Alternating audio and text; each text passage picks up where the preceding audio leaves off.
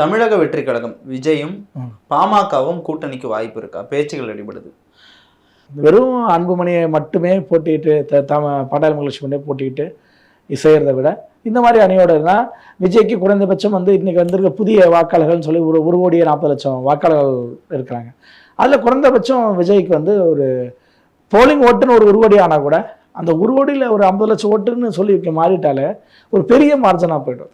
7 லட்சம் ஓட்டு வாங்குற பாமக எவ்வளோ அதிகாரம் செலுத்த முடியுதுல்ல. அப்போ 50 லட்சம் ஓட்டு ஒரு வேளை விஜய் வாங்கினாருன்னு வச்சுங்களேன், எவ்வளோ பெரிய ஆதிக்கத்தை செலுத்த முடியும்? கட்டாயம். அப்போ அவர் ஒரு 50 லட்சம், இவர் ஒரு 20 லட்சம். இன்னைக்கு விஜயகாந்த் இல்லாதனால கொஞ்சம் தேமுதிக வாக்கு சரிஞ்சிருக்குன்னு குறைந்தபட்சம் ஒரு 10 லட்சம் வச்சுங்களேன். ஒரு 80 லட்சம் ஓட்டு இந்த அணி வாங்குதுன்னா இது அரசியலில் 2 கட்சிகளையுமே ஆட்சி செய்ய முடியாமல் அளவுக்கு ஆகிடும். அதிமுகவும் திமுகவும் கூட்டணியும் ஆட்சி செய்ய முடியாது. இந்த கூட்டணியுடைய சப்போர்ட்டில் ஆட்சி செய்கிற மாதிரி ஆகிடும்.